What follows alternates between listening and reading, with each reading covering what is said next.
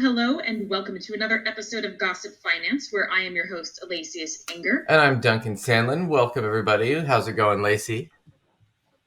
It's going excellently, and I gotta tell you, the news is so weird. I know I'm always saying that it's so weird, I can't wait to talk about it. Yeah, I know. You just can't make this stuff up. No, I know. We're gonna do kind of a quick hit today on the news, but oh man. So the first story. So Mike Johnson, who's the new Speaker of the House, who's the far right wing evangelical. I mean, he's worse than Pence. He's a nut job, right?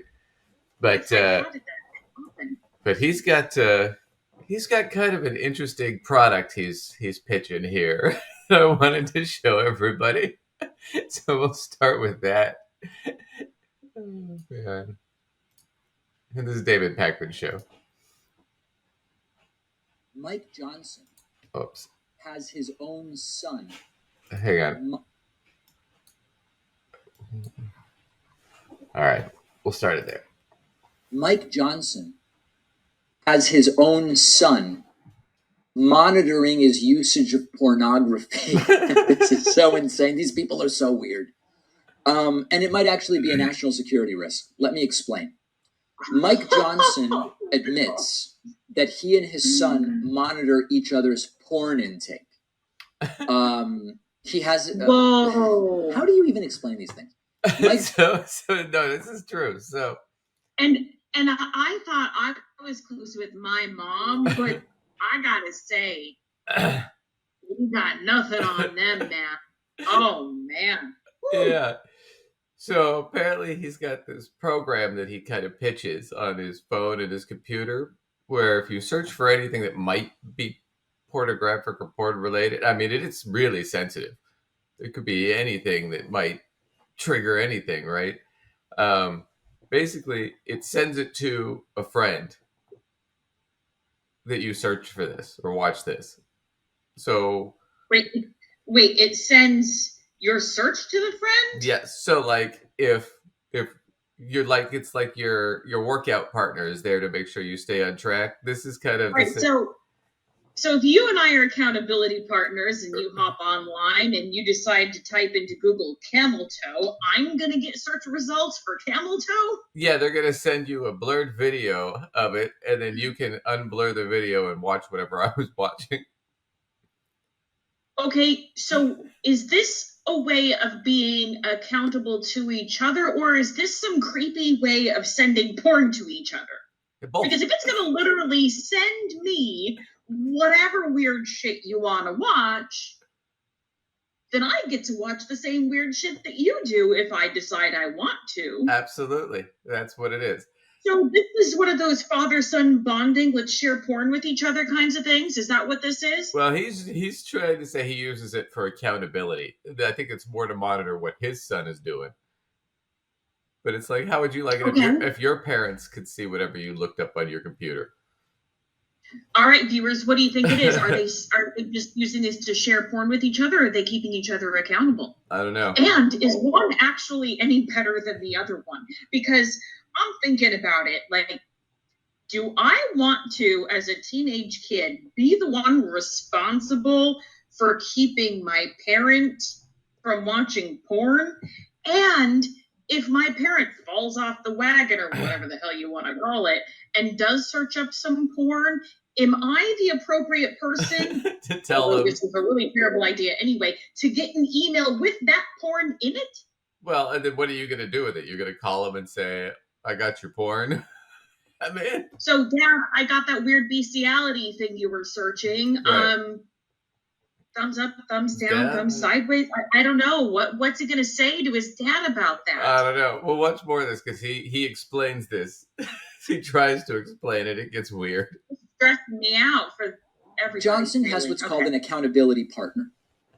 He is the accountability partner of his son, and his son is his accountability partner. They use technology, some kind of Christian covenant app, which will notify the other person about porn consumption. If Mike Johnson watches porn, his son will be notified through this service. And if Mike Johnson's son watches porn, Mike Johnson will be notified. Okay?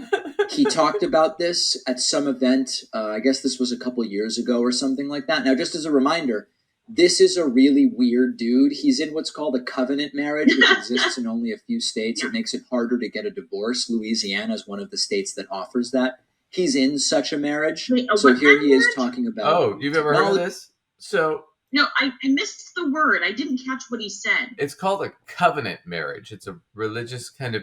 That sounds creepy. So what it does is it makes it almost impossible to get divorced. You both have to agree to a divorce, essentially.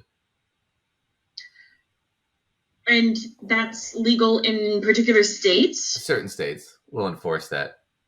Most won't. And so you could elect to get a regular marriage or a covenant marriage, and if if you lived in that state, do you have to get a covenant marriage, or you get to choose it? No. Like Louisiana, it's a few of the like really religious southern states do it, but you don't.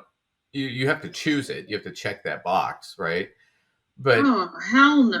Even then, it's funny about that is, let's say you wanted to get divorced, you could move to like a no-fault divorce state, which most states are, or at least recognize no-fault divorce, right, anymore. And you just have to live there for several months or a year or whatever, become a resident, and then file for divorce in that state. So if you and I were married and had a covenant marriage, and I'm like, Duncan, you suck, I could just like move to a different state that doesn't have that until I'm like a resident or whatever, right, and then file the divorce there. Right. But the problem is you'd have to move. You'd have to have the money and everything to move. Right. It's just a drag. So it just makes it hard. Well, I would never get a covenant marriage anyway, but you know what? When people want to bail out of a situation, they'll find a way to bail, man. Yeah, it just sounds like I want to cheat on my wife, but I don't want her to leave kind of situation. So let's make it way, way harder. Yeah. That's all it says. So, but yeah, he's far right-wing Christian evangelical, like no sex before marriage, is against teaching kids about condoms, that kind of shit. Against gay people. I mean, he's way out there. But this is how he monitors his porn with his son, who I think is a teenager. And this tool that he uses was covenantized within your home, and so why is that such an effective tool? It's called Covenant Eyes. Why do parents need to put this into their home? Yeah, that's great question. We probably could have called this more appropriately a war on the darkness of technology, because there are some good things with technology, of course. I mean, the Bible apps we all love. We broadcast our services, on our social media, and there's some very positive things, but there's also, as Clint's pointed out aptly, some really dark things. So Covenant Eyes is the software that we've been using a long time in our household. Right. I first learned about it at, I think, a Promise Keepers event in the early 2000s. I think it was developed in about the year 2000. Mm-hmm. But it's the largest accountability software that there is, and there's some paperwork out there on the table that I think everybody may have picked up on the way in. If not, I get it. It's a subscription-based. We don't make any money on this. I'm telling you, we use it. Okay, I'm endorsing it because I'm a user. It's about $15 a month, $16 a month, something like that. You get up to 10 devices, and what it is accountability software. So men in a church, men's Bible study groups will do it. That's how it's presented at Promise Keepers. But they also mention, hey, when your kids, why are these people so weird? Become teenagers, especially if you have boys, dads, you're talking to the guys at this event. You might want to think about doing this with your sons. And so we've been doing that. And so what it does real simply is it has an algorithm and software. It's way above my head how it works, but it scans. You obviously opt into it, but it scans all the activity on your phone or your devices, your laptop, tablet, what have you. We do all of it. And then it sends a report to your accountability partner. So there you go. My accountability partner right now is Jack, my son, right? And so he's 17. So he and I get a report 17. of all the things that are on our phones or all of our devices once a week. If anything objectionable comes up, your accountability partner gets an immediate notice. I'm proud to tell you my son he's got a clean slate. All right. But we he won't speak for himself, but his yeah, that's a good point. His son's got a clean slate. His son's got a clean slate. I got to tell you this right now. I'd be more. So what happens if the son only watches the porn his dad was watching? Does the report go back, or is that one good because it's already on everyone's computer, so we've deemed this one is just fine? I think it's good because he gets an email report of what. So, dad was watching, like you said, chicks with dicks or something. I don't Turbo know. Pro Right. 2000 or whatever, right? Right. Yeah. 2 girls, 1 cup, whatever it is. Right. And then his son gets to see it also. So, Well, I guess that's family bonding. Jeez. well, Holy I hell. mean, it's, Okay. it's, I think a lot of people have had that incident where you've accidentally seen your father's penis. And it's not a pleasant thing, right? But it's different if you accidentally see your father's penis and then you got to text him, Dad, stop texting me this shit. Oh, yeah. Right? Yep. That's different. It Can just, you imagine you and your siblings sitting around a room and your dad comes in is like, all right, so we're going to put this thing on everybody's device in the family. So if anybody's watching porn, we're all getting notifications. well, like, I would be more worried about a 17-year-old that isn't watching porn. Right? There's something wrong. That kid's going to grow up to be a serial killer. I mean, maybe that's a thing for boys, but I gotta say, when I was 17, I wasn't watching porn. no. I'm not sure that your average 17-year-old girl is, but boy, it sounds like you're saying yeah. Yeah. Yeah. Okay. Girls masturbate too. I didn't say they don't. I just think that 17-year-old girls are not necessarily automatically likely to be watching porn. Probably not, no. And it says, hey, no activity of concern, and it's really, really sensitive. It'll pick up almost anything. It looks for keywords, search terms, and also images. And it will send your accountability partner a blurred picture of the image. So right. It's not so you get the images, but they've been blurred out. Why are these people so damn bizarre? I mean, weird beyond belief. Now, this is on a social, personal level, it's bonkers stuff. But there's another issue that's been brought up. He's allowing a third-party tech company to scan all of his electronic devices daily and then sending reports about the content to his son about what he's watching or not watching. So he brings up a good point there, which is there's so many levels to this, right? One is it's just bizarre. But two, this is... Duncan. Go ahead. But Hillary's emails. I know. This is the second most powerful man in the country, or the third most powerful man, right? Second after the president. And basically this Covenant Eyes group gets all of his computer data sent to them.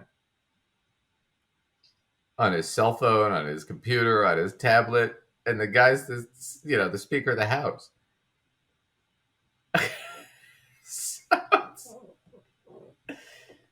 I mean, I don't... This all just keeps getting stupider and stupider. I can't even. Well, I don't want Pornhub to have my bank pass bills and my client information. These things should be compartmentalized. Man, I wonder who developed this thing. I don't know. Any clue? It's some Christian group. Can you imagine looking for funding for this and like the pitch? All right, so the product I've got, can you imagine the Shark Tank pitch for that? You go on Shark Tank and they got the little music going and you're like, is porn a problem in your family? I bet you don't know, but now you will. Right. I mean, like... But that's the thing, is they market it to like you said, Bible study groups and things like that. These people are they're in their own little bubble. It's like, how sexually oppressed are you too, that you're afraid you'll accidentally watch some porn and you can't handle it, or that's something terrible about that. It just kills me. Oh man. So anyway, that's how Mike prevents himself from watching porn. He gives an example where he gets a notice that his son watched something because it was 2 women was in the title. And it turns out to be 2 women who are teachers talking to each other about something academic. It was something for school. I don't know. That's how sensitive this thing is. He wrote 2 women. Why is he looking at 2 women? I don't know, because he's a 17-year-old boy. It's a 90% chance he's straight. I mean...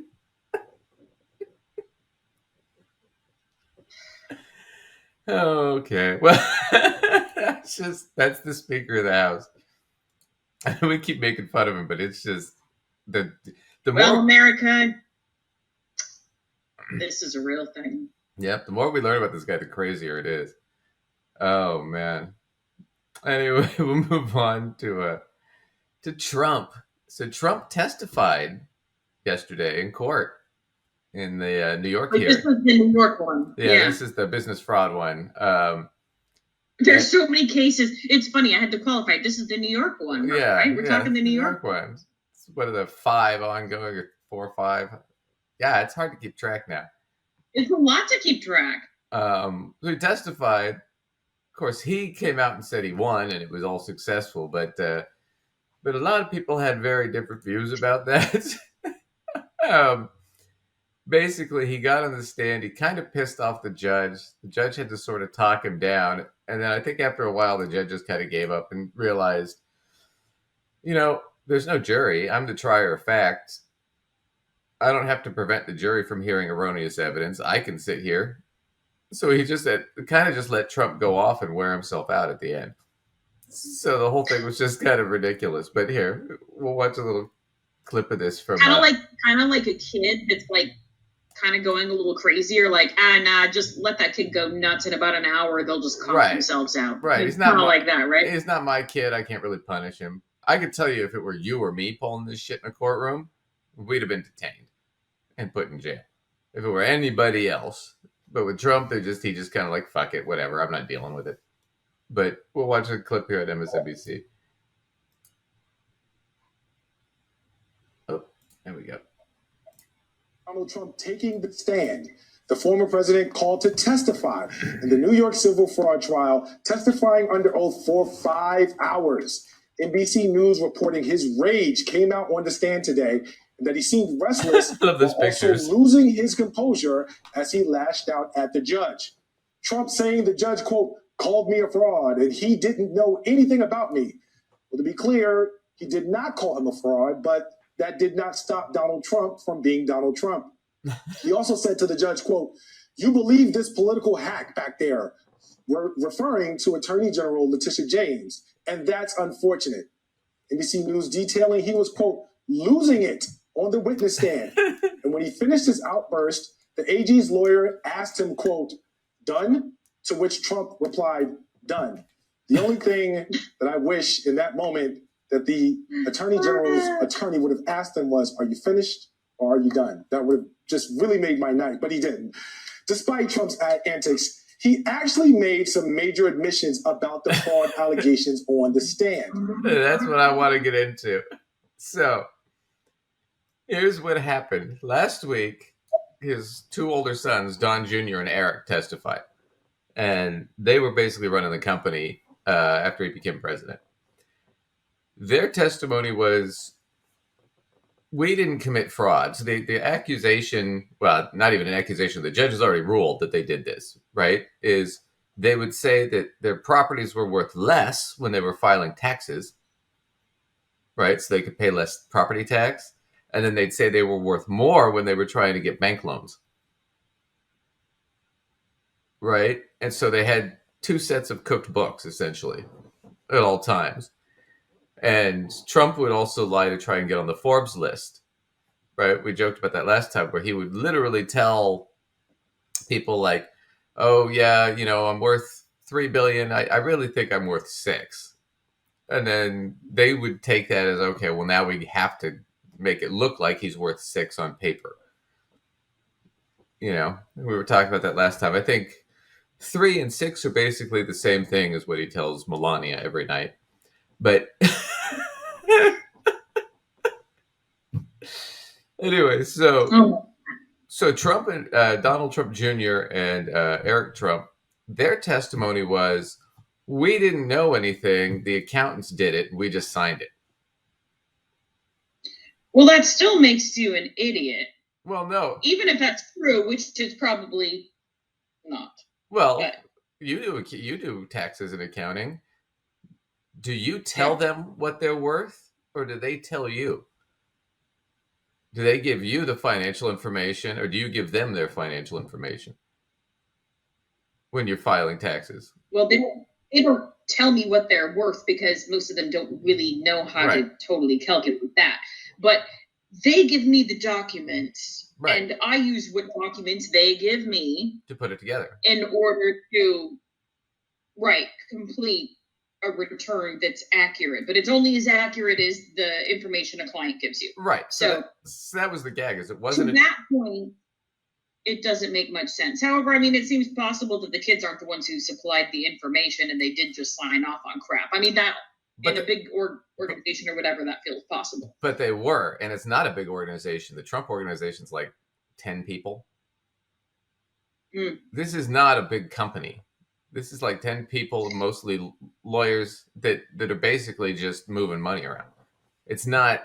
Yeah, but it doesn't necessarily mean that they directly know. However, I gotta say, if I'm signing off on that crap, the accountant explaining enough of it to me for me to actually have a clue what it is.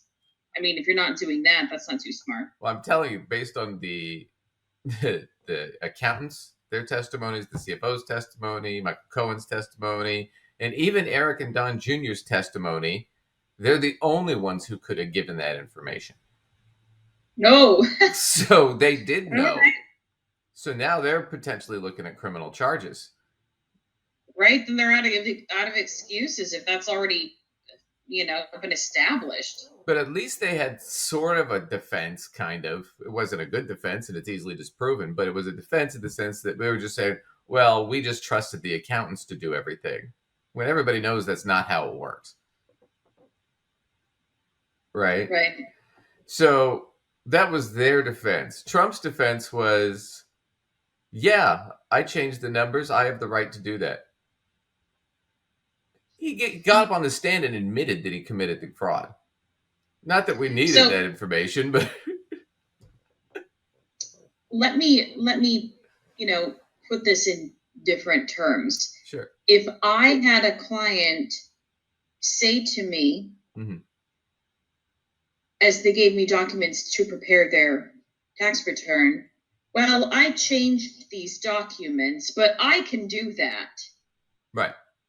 Well, first I look and see, wait, what are they? You're not just giving me what are you cooking? You know what I mean? Right. Is it something you actually, right. can change or whatever? But yeah, I would be suddenly very alarmed, and I would potentially, if they were, depending on what they were changing, if they were changing something not allowable, I would kick that thing back. I wouldn't want my name on it. You know what I mean? No. But what happened is in a lot of these cases with the accountants, what they told them, they said, look, we'd ask for these documents. They'd never give them to us. And then what we get is some half-assed memo or something like that. And we kind of forced to go off of that because we didn't have anything else. And it's not the accountant's responsibility to dig up that information.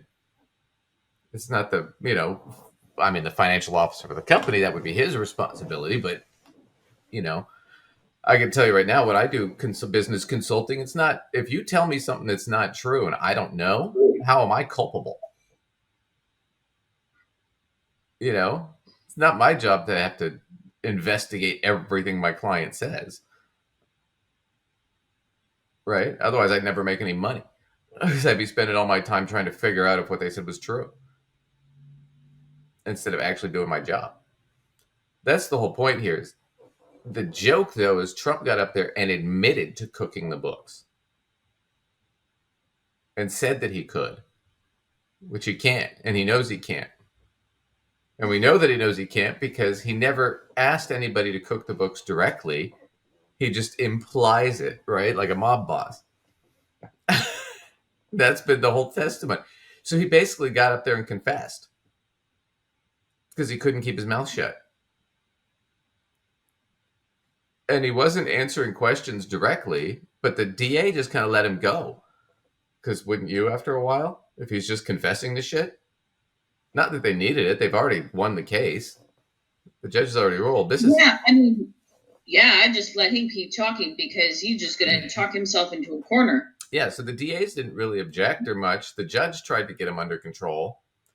And he told Chris Weiss, who's Trump's attorney, you need to get your client under control. And Chris Weiss, I can't believe he said this to the judge, said, well, you get him under control. And I'm surprised. I'm surprised. Well, I think though, here's the deal: is they were trying to piss off the judge, hoping the judge would do something that they could use to say, "Oh, it's a mistrial" or whatnot, in an appeal. And the judge just didn't give him anything.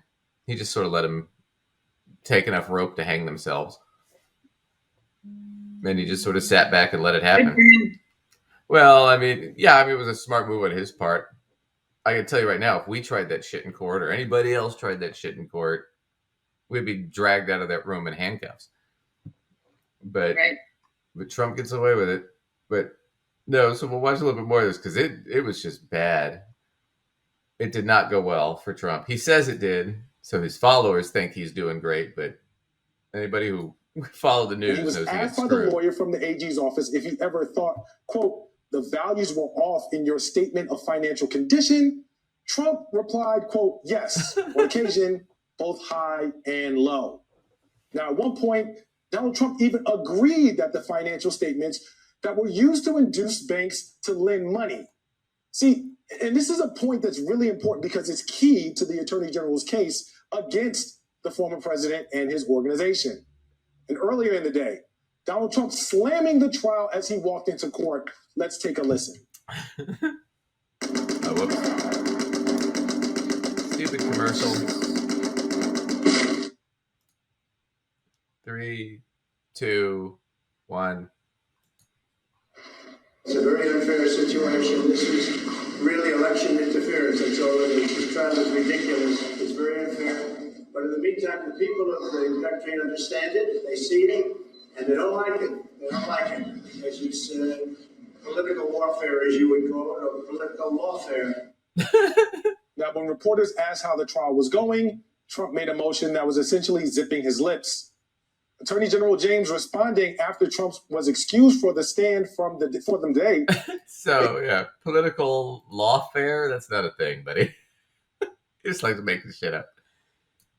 It's political lawfare. It's so unfair. Anyway, at one point I think he attacked. Go ahead. Just like I just kind of can't help but I'm feeling the love for Letitia James right now. I gotta say. Oh, then you would have loved this part because he attacked her at one point in court, and the guy sort of mentioned it when he attacked her. Yeah. And she just started laughing because she's got him dead to rights. She's gonna get everything she asked for. She might get more. She's very good and she's very put together. I mean, people may or may not love her, but she's very composed and she's got it together, you Right. know? Well, and it's the old saying, when your opponent makes a mistake, let him. Just Right. I mean, but that's where I say, like, she's composed and that matters. That sounds maybe like a silly word to use for somebody in her position, but it matters. Oh, yeah. You know? That she's like, you know, she knows when to just like let that whole thing go, you know? Anyway, well, Trump and his lawyers they were basically children the whole time. And just to confirm that, here's the attorney Alina Habba, right afterwards. This is a Fox News watching her. This was during the lunch break. I think they were taking a court between the testimony. And you know what's funny? Her and Chris Kise, his attorneys, didn't cross-examine him at all because the damage is done. What? There's no point cross-examining him. You're just going to make it worse. So they just let him walk up the stand without.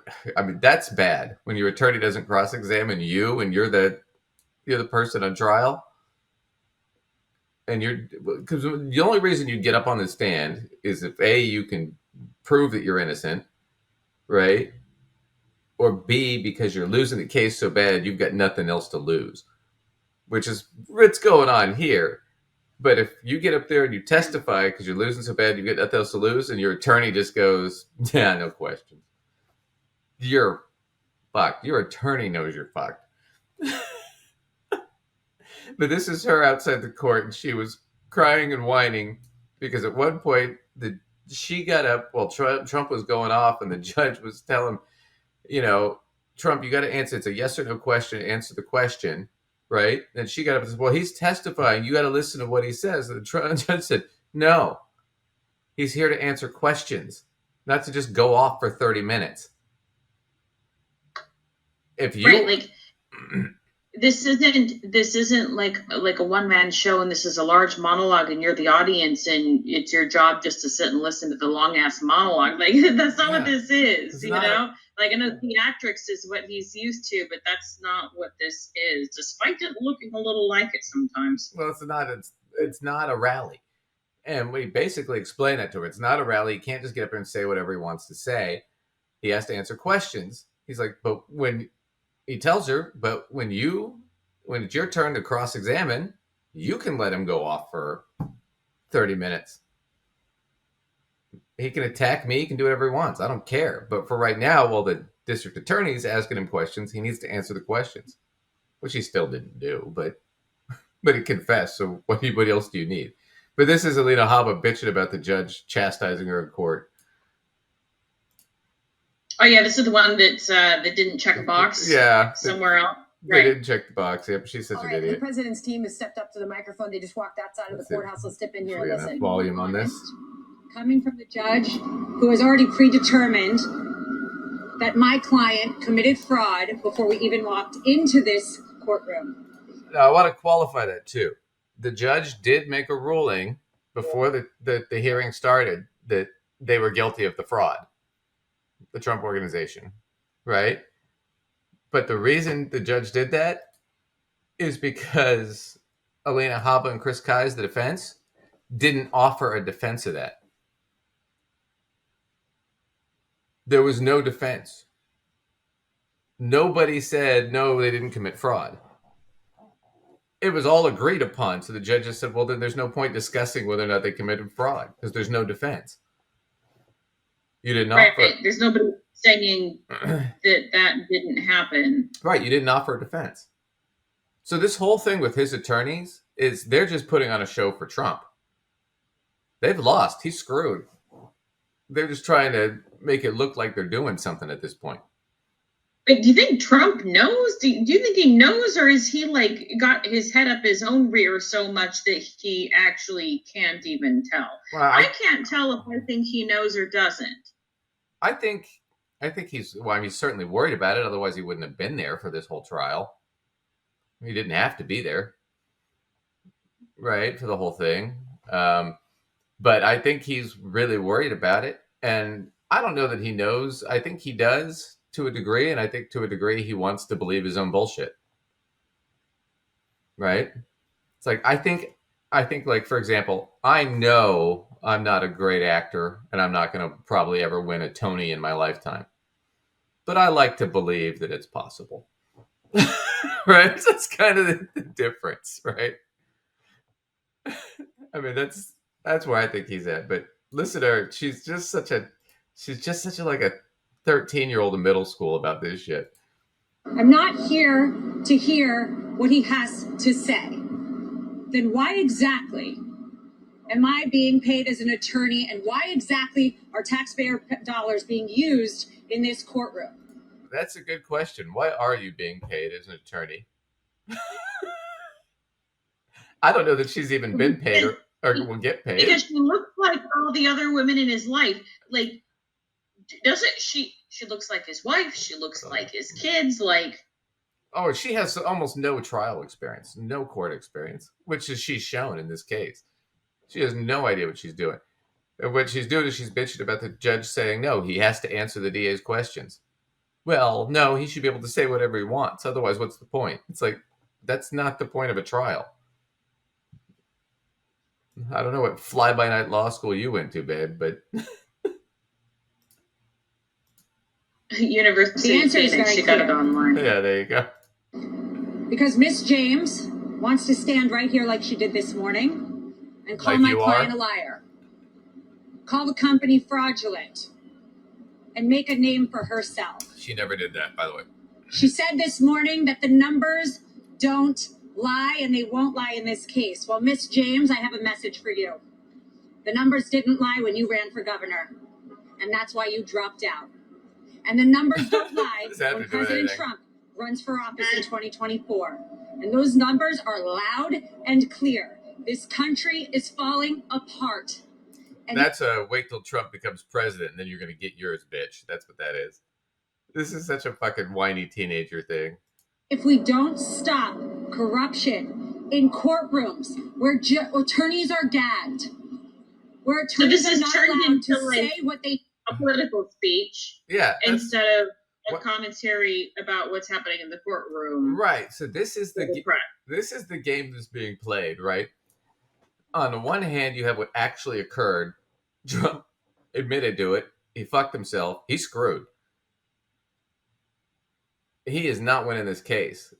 Basically, the defense, I think the Ivanka testifies tomorrow, and then the prosecution's going to rest, and then the defense can make whatever case they're going to make, and they're probably just going to bring up people just to stall as long as they can.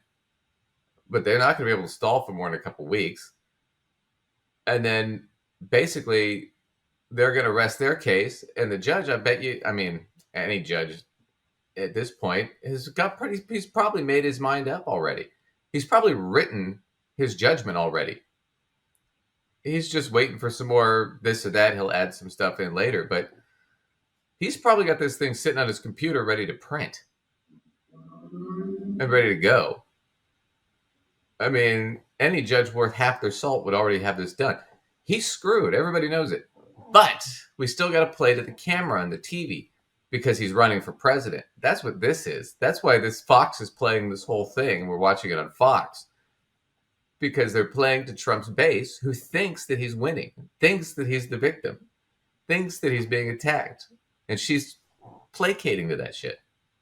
This is what she's getting paid for, not for actually defending him in court. Because there is no defense. Well, quite frankly, I mean, if he was paying her to defend him in court or represent him in court in any way, he's like literally flushing his money down the toilet. I mean, she can't even check a damn box. Yeah. I mean, the thing about it is I don't think he probably wouldn't have gotten a jury trial anyway. I don't think they allow them in New York for these kind of cases for the most part.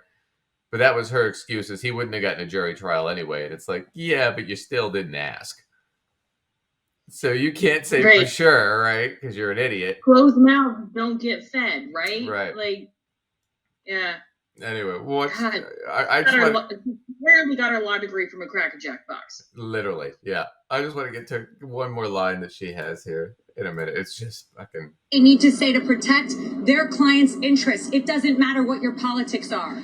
Everyone has a right in this country to get up and put a defense. I don't care who you are. You have a right to hire a lawyer who can put objections on the record. You have a right to hire a lawyer who can stand up and say something when they see something wrong. But I was told to sit down today. I was yelled at, and I've had a judge who is unhinged slamming a table. Let me be very clear. I had a judge, and he yelled at me because I was out of order in court. And it's not, what a fucking crybaby. A judge yelled at you? I'm sorry. Have you ever been to court before? And even if you haven't, viewers, if you watch enough Judge Judy, you know. Well, sometimes they got things to say. Well, she's over the top. But when you have a client, when you have a client who's going off for 20 minutes, not answering the question, and the judge says, no, it's a yes or no question, answer the question. And the guy just keeps going off, right? And then his attorney gets up, or Lena Haba in this case, and says, well, you have to listen to everything he says. And the judge corrects her, goes, no, he's here to answer questions, not give a speech. If you want to let him give a speech, that's fine. But do it when you're cross-examining. Which is what's so funny is she gets up there and cries about how mean the judge was and wouldn't let him speak. And then when she had the opportunity to get up there and cross-examine and give him a chance to speak, she passed. She didn't cross-examine. So it's all fucking bullshit. It's just a show. It's just a show for the dupes who, see, Trump's the victim. That's all it is. They were mean to him. Right. I mean, I don't know whether they thought you up on it, but that's all it is. Did you have any further thoughts on that, or? Well, he's cooked in that one. I mean, he's. I think he's cooked in pretty much all these. But this is the one that he's scared about because this is all of his money. Because if they get what, scared, he should definitely be scared. Yeah, because if Letitia James gets what she asked for, which was $250 million, he doesn't have it. They're going to start seizing his properties and selling them. And you know how that goes when you have to. The court seizes properties and sells them. They sell them for whatever they can get for them. Right. I mean, if there are loans against them, banks are going to do everything, in their power to make sure that it basically, like, the bids will start at whatever the debt is on it so that can get satisfied. But beyond that, it's like they don't care, like they're not trying to get the highest price. They'll just basically start it at whatever the debt level is. Right. They're just trying to close the case at that point. Right. So yeah. He's and he's not going to be able to practice in New York anymore. He's probably not going to be able to practice most other places because if you've had your business license banned in New York, especially New York of all places, why would any other state want to let you incorporate? And especially over fraud. I mean, they're like, yeah. Oh, what'd you do over there? Oh, you were found guilty of fraud. Oh, okay, yeah. That's what we want. You opening a real estate company in my state. Right. Right. Okay. Well, anyway, that's Trump. So we wish him the best of luck in jail. Do we? No. Do we really? No, we don't. So I wanted to talk about a couple of things real quick. I have the clip here from Fox Business. So this is Kevin O'Leary from Shark Tank, right? We've watched that show, right? Mr. Wonderful. And they're going to talk about basically he thinks that America is going to have to downsize, but all the reasons he gives are backwards. They don't make any sense. It's not the assessment's right, but how he gets there is wrong. You know what I'm saying? So you're saying that he arrives at a reasonable conclusion, but he doesn't arrive there in a way that makes any sense? Yeah, he arrives. Yeah, he arrives because he's trying to push another agenda, and it just doesn't. All right, fit. well, let's see what he has to say. I haven't seen this. Yeah, it doesn't fit. It's like watching a toddler try to push a square block through a round hole. It just doesn't work. President Biden taking the podium, getting in front of a microphone. Where else? Delaware, pitching Bidenomics and the billions in spending that comes along with it. A new poll revealing Americans believe that they will be better off financially if Trump wins in 2024. O'Leary Ventures chairman Kevin O'Leary joins us now. I've always said this, Kevin, I'm not talking about personality. I'm going to talk about policy all day long. And that's what the American people feel about Trump versus Biden when it comes. Well, wait a minute. You're talking about personality, right? She hasn't said anything about policy. Yeah, she hasn't said anything yet about policy, but let's go on and see what they're talking about here. It's happened. It's become a top issue in the upcoming election, only 12 months away. And all of a sudden, people are looking at the cost of energy, protein, car loans, mortgages. And, these are complicated situations because... I want to say this, too. Are people looking at that? Is that really a big issue? And if they are, is it all of a sudden?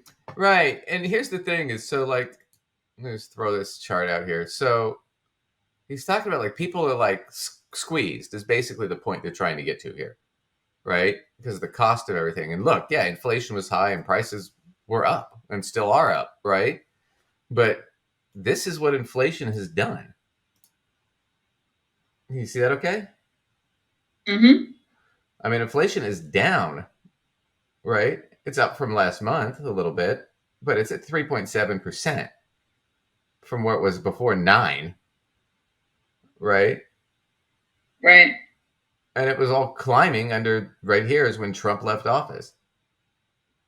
Is when you see this huge spike after COVID because we had mishandled the COVID thing so bad. And then coming out of COVID, now all of a sudden people are going back to business, consumerism's going up. And as we've talked about many times, the companies realized they could just get away with gouging the customers.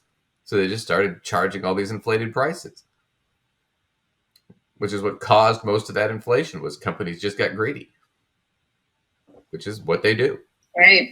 Right? Right. So this idea that people are worried about the prices of things, and then the energy one kind of shocked me too that he mentioned that because, and it's not, I don't think it's in this clip, but I was watching this on TV and the previous segment, they're bitching about how Biden tapped into the emergency oil reserves. And they say he took over half of it. He actually took 40% of the emergency oil reserves in the United States. And he did that in 2022, last year, to basically cap down the price of gas to stop inflation from going way too crazy. Right? And Republicans are bitching about him doing that. Well, here's the deal is so he's bitching about, well, the price of gas and energy, here's that. From petroleum and other things. I mean, this is 2010 back here in the middle. It's 2015.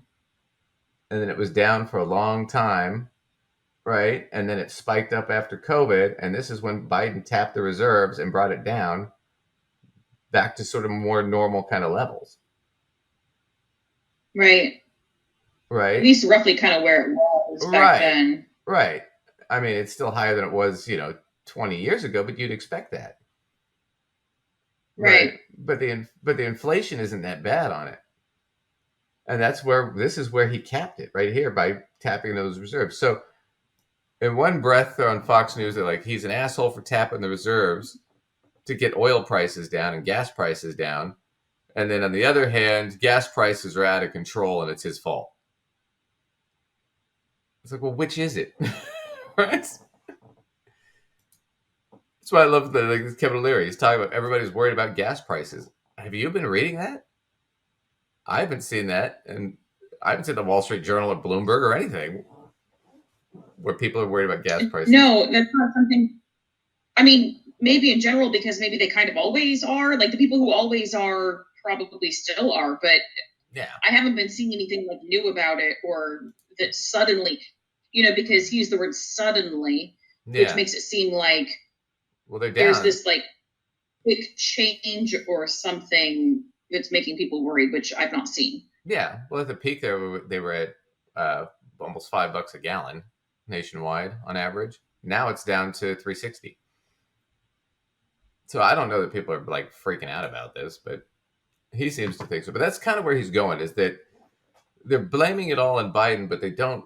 Once again, these are policy people. It's not about feelings, but Americans feel like Trump is better according to some poll we have. But we're only here to talk about policy. And yet we haven't talked about policy. We just said people feel like this is what's going on. So they've already, they've already lied to you, and we're not even a minute in. Because of the rate hikes that happened so quickly. But there's no question, inflation is not going down. It's north of 3.5%. And we just looked at that. It's gone down by almost 6%, like 5.5%. I mean, it's down. And here's the other thing I want to talk about too, because this just pisses me off. When they do the inflation shit, okay, this is such a scam. Because they try to spook you out about inflation to try and get you to buy all these shitty products like gold and other crap, right? I'm not saying gold's a bad product or anything, or it's not an inflation hedge. I'm just saying it's probably not where you should be parking all your money if you're hedging inflation. But when they do all that, they're trying to sell you this shit. And the irony of that inflation index when they do that is they're using the consumer price index, which is the basket of a bunch of different goods that are sold in the US, right? The prices of all these different goods combined. What they don't factor in is, for example, you own a home, Lacey, right? Yeah. You pay mortgage on the house, right? Mhm. But if you rent the house, the renters pay a lot more than your mortgage. Right. Correct. So when they factor in the consumer price index, if you're living in your own home, they don't factor in what you're paying in mortgage. They factor in what you would be paying in rent if you were renting yourself your own home. So that number's inflated. So that 3.7% number is probably closer to 2.5, because that's 30% of the index is single home ownership. Interesting. So actually, inflation's not bad at all right now if you bake it into the cake. So, I mean, it's just funny to me that because they always have to spike it up to make it seem like it's worse than it is. Because doom and gloom sells. The Fed may have to increase rates another 25 or 50 basis points as early as January, February. It will be a very hot political potato, and it's going to become an issue because it hits you every day at the pump. It hits you every day at the grocery store. And that is what really hurts mandates. Inflation has been hurting presidential runs on both sides of the aisle for decades. It's nasty. Kevin, I see your stuff on social media. But I want to point out again, inflation's down. So once again, they're creating an issue that doesn't exist, right? Because they're placating to a viewership based on their feelings, not on what's actually happening. So there's no information being passed on here. Just you should feel this way because other people feel this way. It's just horseshit.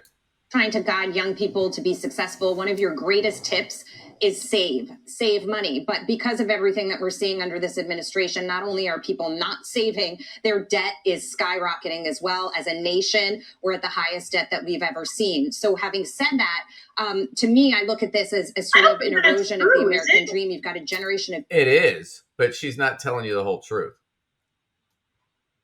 Something about that, I was going to say something about that is not striking me right. Yeah, we actually covered this before a while ago, but this is what's so funny about that is total national debt is like over $1 trillion something now. It's a big number, right? But it's not because people have been taking out more debt. It's because the Fed has raised the interest rates. So people's credit card rates have gone up. Which means more interest is being piled on top of their debt, making their debt number go higher, or like the dollar amount of their debt go higher. I mean, if there's any interest rate, it's going to go higher, but it's going higher by more. Right. So her argument that people aren't saving, they're just taking out more debt is wrong. They're not taking out more debt. They're getting raked by interest rates because the Fed raised rates. And we've argued against that because that's who it squeezes. It squeezes middle class and poor people to try and squeeze the labor market. If we squeeze the labor market, less people work, unemployment goes up, it cools down the market to try and cool down inflation, which is what the Fed's trying to do. But what you're really doing here is we're trying to discipline the labor market and keep wages down. Right. Right. Which is kind of the game they're playing. Of young people who aren't saving, they think owning a home is out of their reach. How do you, what happens when that generation now becomes adults and sort of spreads out across the country? What kind of America are we looking at? We're looking at a downsized America. I tell it like it is. Let's talk about housing. You know, just 3 years ago, even 24 months ago, you get a mortgage at 4.5%. You're lucky to get one at 8% today. So that means the size of the house you're going to buy is 20 to 25% smaller. That's a downsize. You want to borrow for a car? Sorry, that's 8 to 9%. Used to be 5%. So smaller, less expensive car. That's happening at the same time. And also, you really have to think about where you work. If you're going to spend a lot of money driving, you're going to pay a fortune in gasoline because that's moving back up. Looks like we're on our way back up to oil between $90 and $100. These are all political issues. But the truth is, if you take interest rates up in this unprecedented, from basically nothing to 5%, 5.5% now, and on its way likely to 6%, which means the lending rate's more like 9%, it's going to hurt somewhere. And it means your lifestyle, if you're in your early... So I'm going to cut him out there because where it's going to hurt is this. Yes, it's going to hurt consumers on the lower level, right? But if he's sitting there saying, "Oh, we're going to move it up to 6," I don't think anybody thinks the Fed is going to move it up to 6. Okay, and just to be fair, in the 90s, interest rates were around 5 to 6 through the entire 90s, and that was one of the most profitable. That was the most profitable decade in American history, right? You could go. Remember back in the days in the 90s, you could get a CD at the bank for like 9%. You can't even get a bond now for that, right? You still with me? Can you hear me?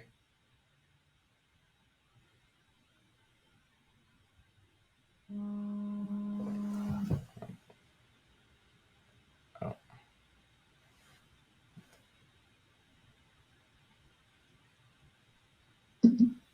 Can you hear me now, Lacey? Or Hmm? can you hear me now?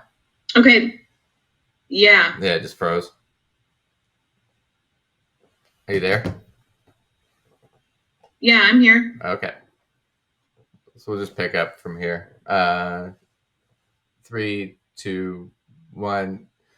So yeah, so this interest rate concept that he wants to say the interest rates are going to go to 6. Nobody really thinks the Fed's going to go to 6. It's like 5.25 now is what they set it at. If they go any higher, they might go to 5.5, but it's not looking like they're going to do that. What they basically just said is we're going to leave them at these rates for a while. And part of the reason that is and we've talked about before, is in the 90s, interest rates were around 5 to 5.5% all through the 90s. And that was one of those profitable eras in American history. You know, back in those days, you could go to the bank and get a certificate of deposit that would pay you 8 to 10%. Mm-hmm. You can't even get that anymore in a treasury bill or a 10-year bond, right? Right. So this whole thing about this downsizing thing is a new phenomenon. No, this has been going on for about 40 years, at least. And the real culprit here isn't the prices. It isn't inflation. It's lack of wage growth.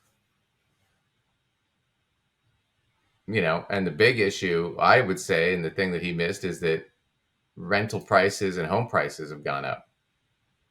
Right? Right. So like here's the housing price index, right? Just year over year.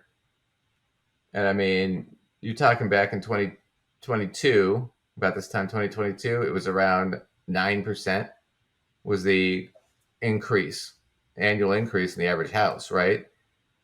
And then as we were coming back from COVID and people started buying houses and stuff, and part of it was the prices were so inflated, nobody wanted to buy. So what happened? The prices all went way, way down. And now they're starting to soar to come back up again, right? But at the same time, when these people aren't buying houses, they have to live somewhere. So this is the rent inflation. And right, they're staying in the rental market more. Right. Yeah. And you notice how the rental inflation increased during that time period. And now it's starting to come down now that home prices are coming back up and starting to sell. Because people now it's more cost effective to buy a home than it is to rent. But these things tend to be, if you see these two graphs, they tend to be inverse from each other. And that's what's really killing people. It's the cost of living. Right? So, yeah, he's right. It is, people are having to downsize their lives. But this is mostly because people aren't getting paid that much more. But what's happened now is wages have started to go up. We have more strikes. We have more unions. They're starting to get more power and wages are starting to go up. So it kind of flips his whole script on its head. So we'll see what all that goes with that. But yeah, I just wanted to show that because it's part of, they're trying to sell you this idea, right? And the idea basically being, vote for our guy. The problem is that, you know, in his case is it's, the prices are too high on everything. So you should blame the current administration, right? But at the same time, if you ask these guys, you know, well, what do you think a person should do who is middle or lower income? They'll say, well, they need to work more. They're not doing enough. They're being stupid with their money. So when they don't like the party in power, it's the system, and you should hate the system. When it's I like the party in power, it's your fault. Then it's personal responsibility. Right. It's that you're just not good enough. And with that being said, I've got a gift for you. So I got a clip. Oh, whenever you say that, I know you're about to show me Rachel Cruz. Yep. You are, aren't you? Rachel Cruz. I knew it. I knew it. I feel like you do this just to make my blood boil. Well. Okay. So we're gonna do her and a quick thing. You did not deny that. Yeah. Viewers noticed. You did not deny that he does this just to make my blood boil. Do it because it amuses me. All right, I'm gonna put my iced tea here out of my sippy cup. There you go. Because I'm a. So we're gonna watch her. We're gonna watch Patrick Bet-David, and they're gonna talk about recession. Now, if you follow financial news for the last 2 years, everybody's been predicting a recession. And it's like the recession that won't quite happen. And it just still hasn't come yet, but everybody's predicting. Okay, I'm not going to lie. I keep feeling like it should be coming too. So I'm somebody who's been saying, geez, I feel like it should be coming, but it keeps not appearing. So there we go. Well, and we're gonna go over a little bit about why that might be, and then we're also gonna talk about, at the end of the day, when you hear these people that are getting up there and they're always recession. Look, like I remember, was it 2012 with the Mayan calendar thing or whatever it was, and they thought the Earth was gonna end, and people were talking about that. I don't remember you don't that. Remember but that? I mean, yeah. There was a big thing that the Mayan calendar ended in 2012, so the Earth was going to end. Like they knew something back then before soap was invented. I guess I'm glad that didn't happen. Right, but I remember my nephew at the time was a kid, and he was like, "Well, do you think the Earth's going to end?" And I'm like, "Buddy, I've been to like 12 end of the world parties in my lifetime. They thought it was going to end in Y2K. I mean, there's always something, right?" A meteor got close to the planet. I mean, I could predict the world is going to end every day. Is that an end of the world party? Is that just an excuse for like to get to? I don't know. In my case, it would be a zillion guys coming to me being like, "Hey, baby, it's the last night on Earth." That's right. We might not make it. Hey, you could spend your last night with all of this. Right. Let me show you paradise one last time. Right? Is that what that is? I don't know. That's pretty much what it is. Yeah, but that's my point. Is you can predict the end of the world's coming. Your line, wasn't it? What? That was your line, wasn't it? Hey, baby. No, baby. The last night on Earth. No, I can't die a virgin. Anyway. No, my point is you can predict the end of the Earth over and over and over again, and eventually, if you live long enough, you'd be right. Right? But the smart money is not on tomorrow. Right? That's my point.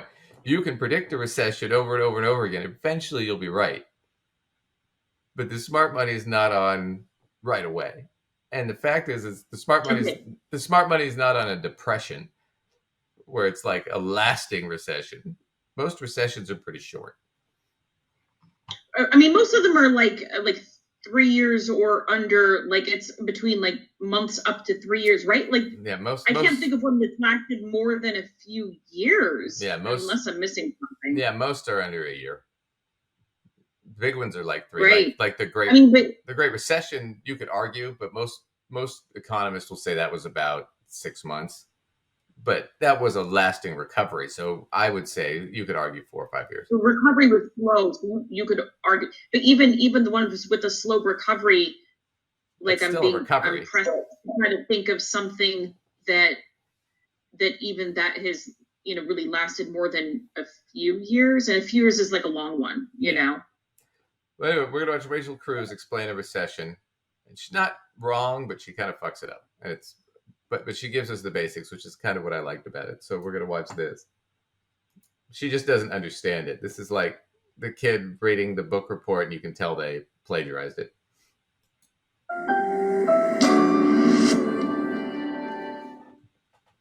Hey guys, welcome to this episode of The Rachel Cruze Show. All right, so there's been a lot of talk about a recession lately, and I want to qualify this though. This is June of 2022 when she's doing this.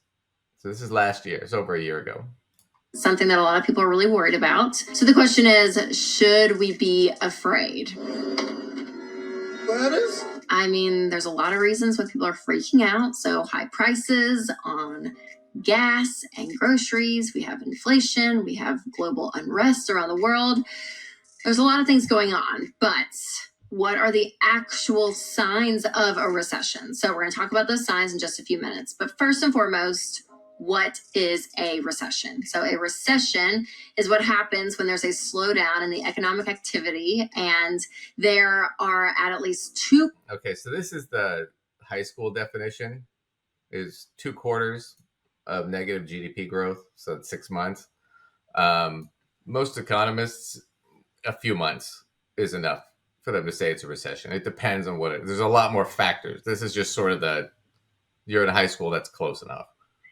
Okay, it's not the actual I hate that I'm going to say this, but I'm not mad at her for giving that definition. No, I'm not either. Definition is, yeah, it's a pretty straightforward.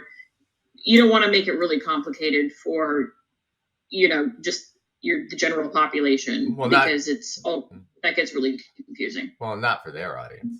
Our audience can handle it. I'm just saying.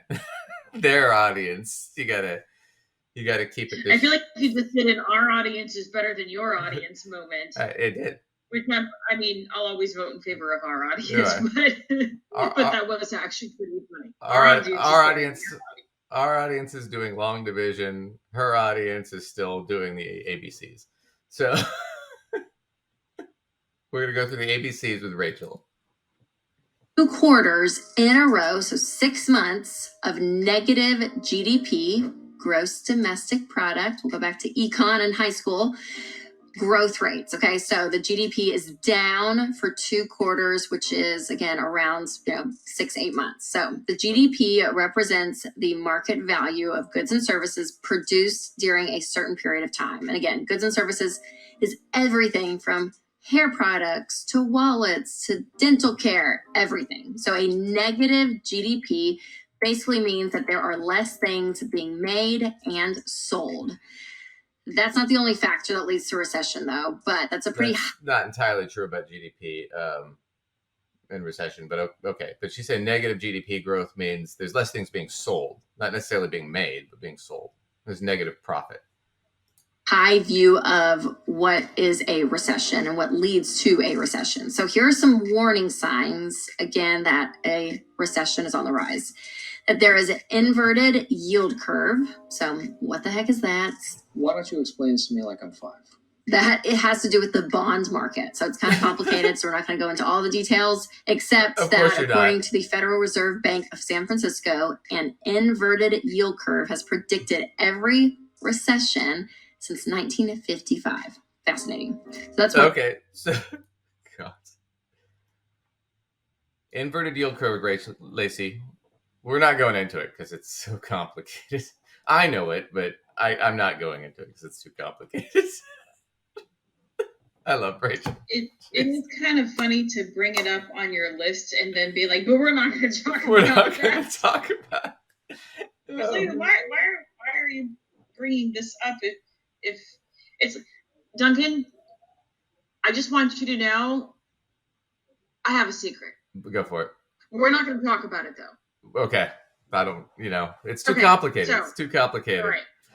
Anyway, she does this backwards. So she's going to say inverted yield curve, and then the Federal Reserve raising the federal funds rate, the interest rates on loans, right? Which is what the Fed can do. So the Fed is the central bank. One of their tools to try and slow down the economy is to raise rates on loans, so it's more expensive to get loans, so fewer loans go out. If they want to expand the economy, they lower rates, so more loans are going out, and there's more money in the system. That's basically all it is. They're trying to squeeze the amount of money. What happens, though, is when you raise rates, right, short-term debt, like 1-year debt, like T-bills and stuff like that, really short-term debts, start getting really good rates on them, and demand for those goes up, but demand for like longer term 10-year debt, like bonds, US bonds, things like that, corporate bonds, that goes down because demand goes down. So it inverts, because typically if I'm loaning you money for 10 years, I want a better interest rate than if I'm loaning it to you for a year, right? I want to get paid more, right? Because there's more risk that you don't pay it at some point, right? So the thing with the inverted yield curve is, well, I think there's more risk currently, so I want more money for the short term than the long term. So it's inverted. It should be the longer term should be higher, but it's not. That's all it is. Okay. Now she's going to get into a statistic. These things, it's wrong and it's right at the same time, and it's kind of a weird thing that you should understand, because this is a shell game that people often play when they're talking about recession. One thing. Another thing is that the feds hike up the interest rates. So they do this to So the second thing actually precedes the first thing. You can't have an inverted yield curve if the feds have low rates. Just it can't be done because the rates are low. So mental note, the order should have sort of flipped on that. Yeah, the order should have flipped.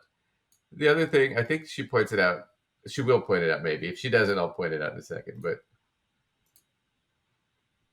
curb inflation, but sometimes it goes a little too far and it creates an entire economic downturn. Also, another kind of red flag is sudden changes in external economic conditions. So like the rise of oil prices is just... So I want to tell you this. So here's the deal.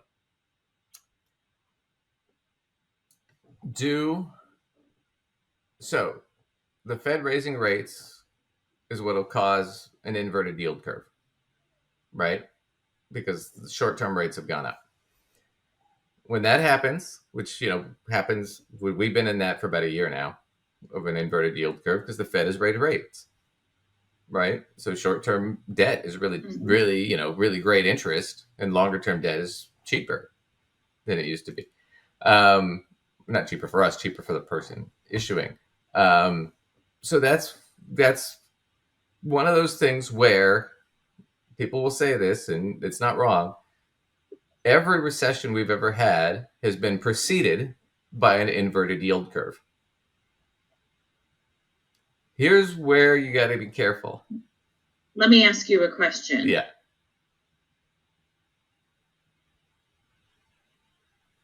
Oh. Have we had a yield curve without a recession? Yes. Yes, we've had inverted yield curves without a recession. The Feds have raised rates before, caused inverted yield curves, and we've not had a recession. It's happened several times. But so we have to be aware of the direction of that. Right. So there has been an inverted yield curve every time there has been a recession, prior, but we have had one without a recession many happen. times. Yeah. Many times. Okay.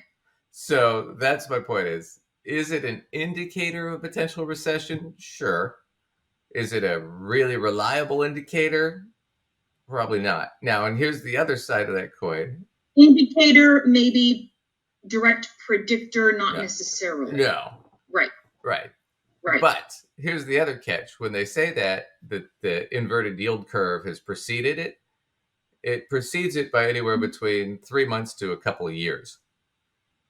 So when you give yourself that kind of a window, you're kind of padding the data a little bit, right? Because, well, yeah, we had an inverted yield curve and it preceded the recession, so they're related. Well, yeah, but the inverted yield curve was 2 years ago. So does that really apply to the recession we're having today? There still was one. Yeah.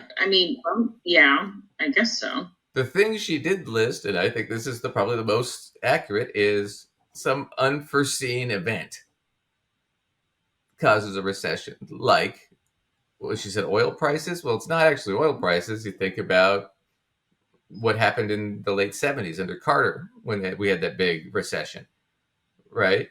What was it? There was basically an oil embargo from OPEC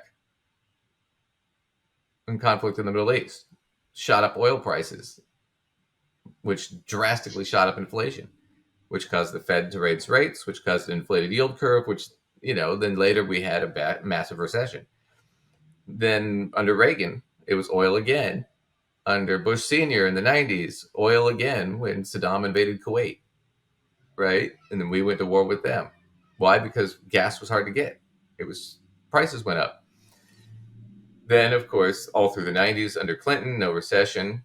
And then Bush Jr. in 2001 had a pretty bad recession. And then there was the recession after the 9/11 in 2002-3 when we started the war with Iraq. And then, of course, he ended his presidency with the Great Recession, which was the housing crisis, which was just global, widespread, basically misrepresentation and fraud of home loans, right? And then nothing under Obama. And then under Trump, the pandemic. And the pandemic got way out of control and we had a recession.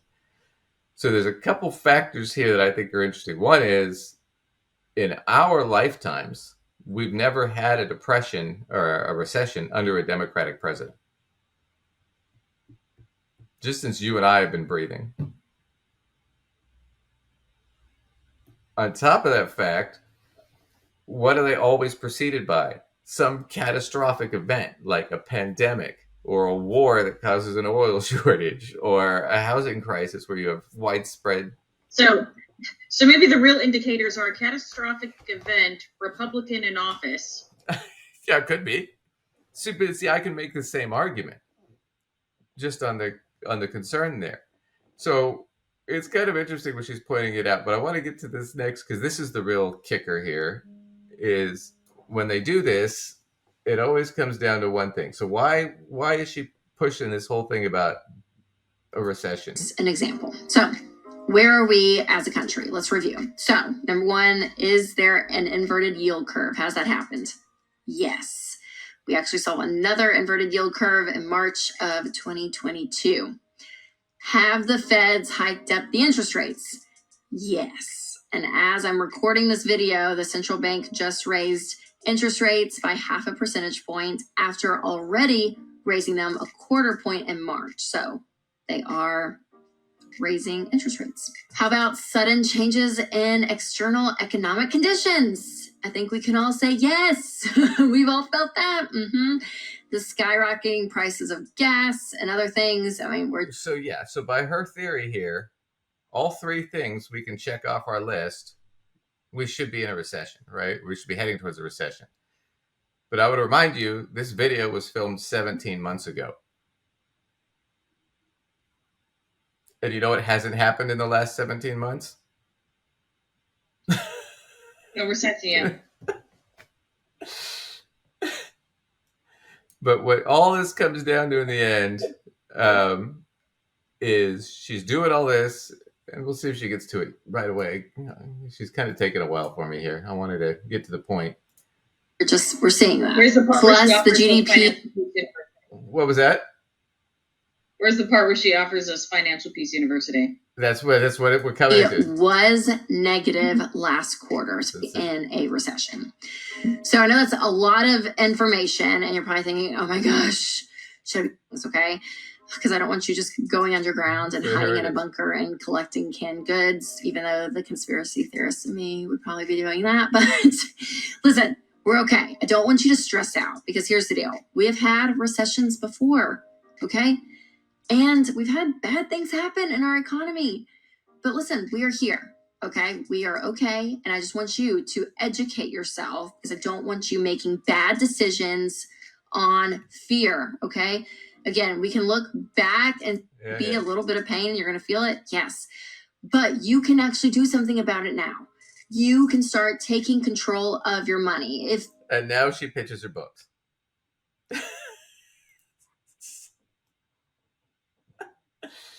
So when you hear this recession shit, that's what it is.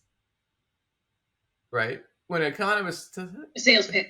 Yeah. When economists are talking about it, they're talking about what's the likelihood, how long do we think it's going to last, right? But they're talking about it more in a practical sense of, well, let's be fair here. People that are middle or lower income are likely to lose jobs or lose homes during a recession. These are really horrible things. Did you know the death rate in this country goes up by about 100,000 people a year when unemployment goes up by 1%? Because of suicide and addiction and things. She doesn't care. She's rich. A recession's not going to hurt her. She's going to be in great shape. Recessions are actually good because she can get things for cheap now. Because prices will go down. But that's my point, is she's pushing this idea that there's an upcoming recession, so you need to be prepared today, so you need to buy my book. Right. And the funny thing about that is I love how she compares it to like doomsday preppers who prep bunkers and stuff. Because if you ever see those commercials, you need to buy our meal ration plan and the AR-15 and all these different rounds and and bulletproof vest and the special hunting knife and all this shit for only $500, right? I mean, they're selling you all this crap in case the zombie apocalypse happens, and it could happen. It's the same shit. The same thing. I don't know if you know who Alex Jones is. He's the crazy right-wing radio guy. Oh, no, I don't think I know that one. Trump was a big fan of him. We might do a thing on him. He's funny. He basically got sued into oblivion. But he did a bit that was really famous for where he did a whole bit where he said that the government's putting chemicals in the water that turns frogs gay. Right? Wait, what? Yeah, he said the government's putting chemicals in the water and it's turning frogs gay. And he did a whole thing rant and he got all angry and Are we worried about gay frogs? Well, here's the thing about it was he does that rant and then what does he do? He pitches his water filters that he sells online. So if you're worried about your water supply making frogs gay or turning you gay, I got water filters to sell you. So he has a solution. He just has to invent a problem. And a recession is an easy problem to invent. That's what she's done here. That's what they all do. We'll watch another one in a second. So I'm bisexual. So that makes me half gay. So I had half water that somehow turned the frogs gay. Turned me and some frogs half gay. Frogs are fairly hermaphroditic anyway. Frogs switch sexes all the time. But their sex is mostly determined by the water temperature that they're brought up in. I'm being honest, it's weird. Frogs are weird. I kind of broke my brain. I hope we're not going to have to do a lot more hard thinking because I'm stuck on gay frogs. I'm going to spin on this now. Well, I've got one more quick clip. We're going to go through this one quick. So this is Patrick Bet David. Now, we made fun of him because he's kind of anti-college. And we made fun of him last time for that because his friend sent his daughter to college and now his friend's daughter hates him. And we're like, so your daughter got educated and realized you were an asshole. Oh, right. That guy. Yeah. Okay. So we got a lot of hate comments. So keep them coming, boys and girls. We love them. But Patrick Bet David is going to do exactly what Rachel Cruz did, only he's got a better writer.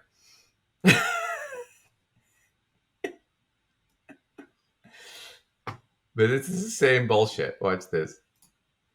Years ago, everybody was talking about that a market crash was coming. I've done a couple videos on that. Everyone's like, oh my God, what if it happens? What if it doesn't? Now everybody's talking about it's going to be soft landing. There's not going to be any recession. And there's one thing that people forgot about, the saying, only the paranoid survive. So people are now, it's totally fine. Look at the market. It's near all-time highs. But is it really? If you were to pull out the top 7 stocks, when you see the numbers on this, it's staggering. And on top of that, there is an indicator of when a recession actually hits. And it isn't while we're raising interest rates, the Fed. It happens after we stop raising rates, and wait till you see how long it takes for the market to crash. And by the way, I got a bunch of other data to share with you, but I've learned one thing for sure. Having been in the financial industry since the day before 9/11, only the paranoid survive, and those who are way too confident are typically wrong, and those who are way too cocky are also typically wrong.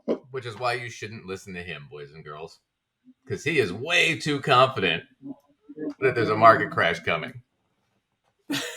And he is way too cocky about it, right? So he's going to make this argument, and I'm just going to make it for him.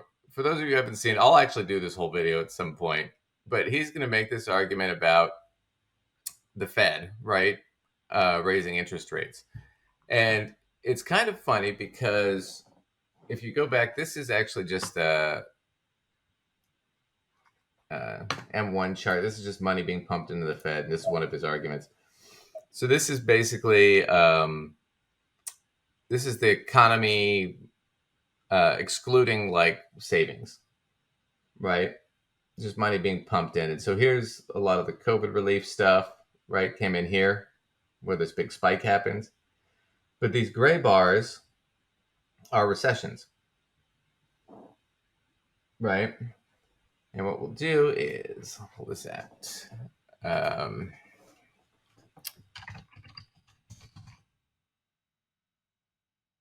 He's going to show you that, and he's going to show you this. And this is his big argument right here. So these gray bars are recessions. He's going to narrow it down. So this goes all the way to 55. We'll just narrow it down to the last. We'll send it down to the 90s. So these gray bars are recessions. So this was the recession under Bush when the Iraq War, when they invaded Kuwait. And what he's going to show you is this blue line is the federal funds rate. What the rates the Feds does. So he's saying what happens is they raise the rate, and then when they start coming down on the rates, because the economy's cooled off, this is the point where you have an inverted yield curve and they're trying to cool it off. That's when you see the recession, is when they're lowering rates. Right? And he's going to go back and say, well, look, see, historically, that's what's happened. Well, as you can see, like we said before to Rachel, there are periods like here, 95, where the rates were high for a long time and they lowered them a couple times. And that did not occur in that moment. And nothing happened. And then This is the 2008 housing crisis. Well, why did it spike up from 2004 all of a sudden? Is because we were at war with Iraq and Afghanistan. And there was and the economy started to kind of get out of control. So they raised rates. So this was the big one, right? Was the Great Recession, which lasted over a year, right? By this calculation. This is the Federal Reserve of St. Louis. And then this is the pandemic. Right. Well, and like you said before, that one was a long recovery. So depending on kind of how you want to argue that. Yeah. But that's going to be his argument, is when they bring the rates down, when the Fed finally does that, you're going to see a recession. Right? The problem is if you look back historically past the last 30 years, if we go back, a lot longer. Let me see if it'll let me stretch this. There we go. So if we go back, you'll see that's not always the case.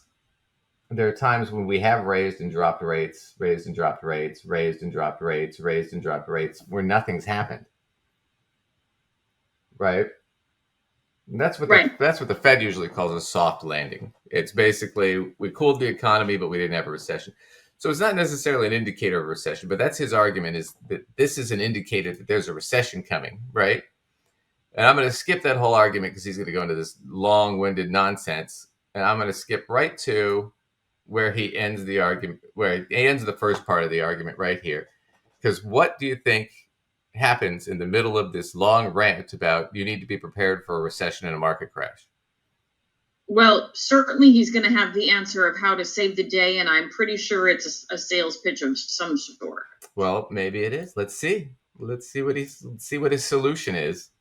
You don't have another case study for somebody to say, well, here's what's going to happen. Well, it's totally okay. Well, don't worry about it. Based on what? Based on what case study can you speak so confidently saying nothing's going to happen? So look, I've been in the financial industry since 9/11, the day before 9/11, and I've owned stocks, bonds, mutual funds, real estate, crypto, gold, you name it, I've owned it. But the one thing that's very important part of my portfolio all these years is gold. I love having a percentage of my net worth in gold that I have. So in the middle of the market's going to crash, everything's going to shit video, he does a big pause break for like 4 or 5 minutes where he pitches a company that sells gold. Why? Because gold will protect you. It's an inflationary protection, which isn't true. A lot of people are all about that. There's a gentleman that I work with that's always being like, Hinger, have you gotten into gold? I sent you all these gold stocks and these gold funds. you know, and I have not. And he's made money off of the things that he is in, it seems, and that's good for him. But No, it's just not my. It's not my thing. But you see, my point is, Right. I have a solution. I'm working for this company to sell gold. I need to create the problem to get you to buy it. It's a good sales tactic. It's the whole Wolf of Wall Street joke where he tells the guy, "Sell me the pen," and the one guy doesn't. He's like, "Well, do you want this pen? It's a great pen." And he's like, "No," and he tells the other guy, "Sell me this pen," and the other guy says, "Hey, would you sign this for me?" And he says, "Well, I don't have a pen. I'll sell you this one." You create the need for the item you're trying to get rid of. That's what they're doing. Right. They're good salespeople. But do they really know what they're talking about in finance? No, he's just making a bunch of shit up. He just got better writers to, well, look at all this data. And then he throws a bunch of data at you that doesn't say what he thinks it says or what he says it says. And then he says, see, but a market crash is going to happen. And then boom. You know what you need? You need to buy gold at incredibly high rates and fees because I get a kickback. Right. And I'm going to tell you this, ladies and gentlemen, U.S. bonds, treasuries and bonds do better in inflationary periods than gold. And they do better overall. So U.S. bonds and tips outperform gold. They've done, if we go just back to the last 10 years, they've done closer to like 6 or 7%, as where gold's done 4.25% per year for the last 10 years. Right. A lot of these guys, when they're selling gold, they're like, oh, well, in the last 20 years, it's done 8.35% and better under inflation. It's like, yeah, but so are bonds. And bonds are risk-free, as where gold is not. U.S. bills. So anyway, I just wanted to get to that point where when you hear the recession stuff, they're not. This is that we might be heading towards a recession. We might not be. Kind of hard to say, right? Your thing is what I'm hearing you saying is that some of these things, they are things that happen before we've had recessions, but we've also had these things happen without recessions. Therefore, they could be pointing us to one, but they could happen as sort of a part of a soft landing, or, you know, they could happen without a recession coming. Well, and like he began, It's uncertain. right? And like he began, when somebody's this confident, they're probably bullshitting you and trying to sell you something. And then what does he do? He is really confident about a recession's coming and the market's going to crash and, oh, buy gold. So he does what he warns you to be careful of at the beginning of the video. Then he just goes and does it. I mean, I think it's hilarious. Right. Anyway, do you want to do one quick last clip and then we'll get out of here? Only if it's quick, because I'm getting very hungry. Yeah, it's quick. Okay. This one is a Dave Ramsey one. And it should be pretty brief, but it's I don't know what it's called. They Should Have Their Butts Kicked, but I don't know what the premise is. We'll find out here in a second. And we'll play it faster because Dave is so slow. Brought to you by the EveryDollar app. Start budgeting for free today. Cheryl is in Medford, Oregon. Hi, Cheryl. Welcome to the Ramsey Show. Thank you, Dave and Rachel, for taking my call. This is a first-time caller, and I'm a little, I'm happy to be here. Well, we're honored to have you. Glad you're here, Cheryl.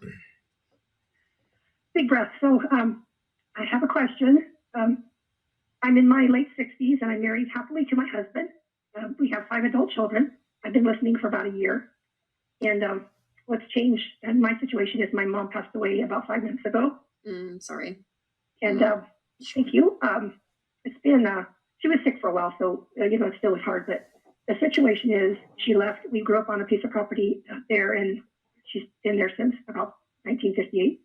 And we all grew up there, and now this property is in a trust, and we're all trying to figure out how to divide it amongst us.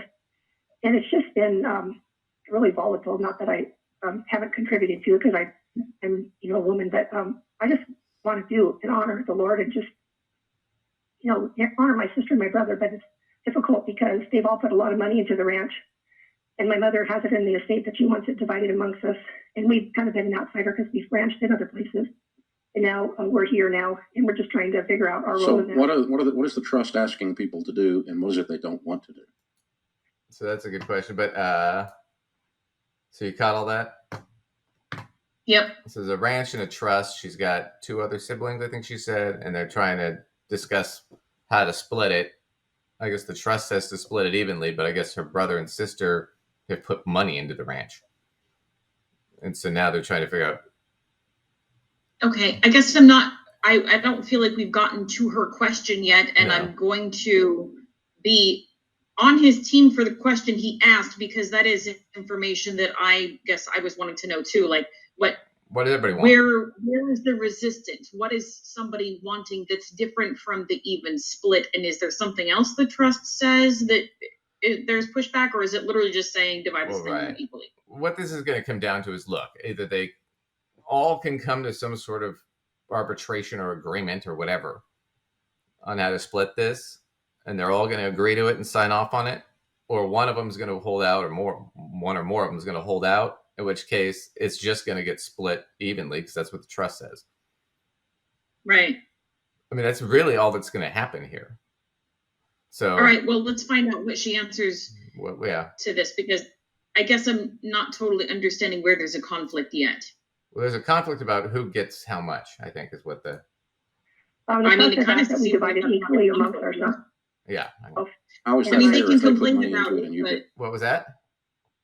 I said they can complain about it, but if the trust is, Like I said, yeah, if it's clearly saying something, it doesn't feel like an argument that goes anywhere, so to speak. It's not anyway. Not a legal one. Right. That's my point. Let's see, how do I go about that? They invested it in areas that benefited them in kind of an area that they wanted to. How did it benefit them? They didn't own it. Do they make money off of that? Yes, one was in hemp, trying to grow hemp for a couple of years and building a building that utilized that resource, and then another was. Yeah, but that building now has a value, regardless of whether hemp's in it or not. Correct, $50,000. Yeah, and that building, if they built that building with their money, your mom didn't, that should be their money, right? Correct. If I was them, that's how I would see it. Okay. Which is, let me tell you, the whole idea that they would build a building on someone else's property without having everything lined out in the trust in detail was pretty stupid, because it sets up a big argument. I honestly agree with them on that. I agree with him on that too. If they put money into a building being put onto the property that was the parents' property, but it was their money that created that building, then they should be able to take that back out. It's not unreasonable to want that. Yeah, but I mean, here's the situation, boys and girls, and we'll skip ahead on this video a little bit. But is it the thing that she thinks that she's entitled to that money? Is that what she's saying? Well, here's the thing. I think she hasn't really put anything into this, right? And I think she's looking for, well, I want a third, even though, reasonably speaking, if she were being reasonable, she'd say, well, maybe we should find some way to make this more equitable, right? Because you put money into this, and she didn't.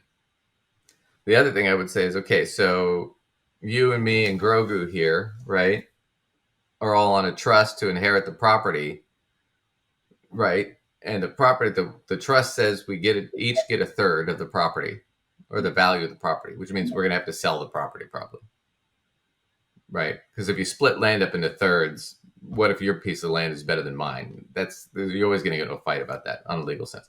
So if he and I agree that, he should get $50,000 more because he built a house right there or something, whatever, a building, and you disagree, guess what's going to happen? We can either go fight each other in court and spend thousands of dollars, or we can just concede, and it's going to get split 3 ways anyway. Because even if we go to court, it's going to do whatever the will says, because we don't technically own the property until the trust is fulfilled.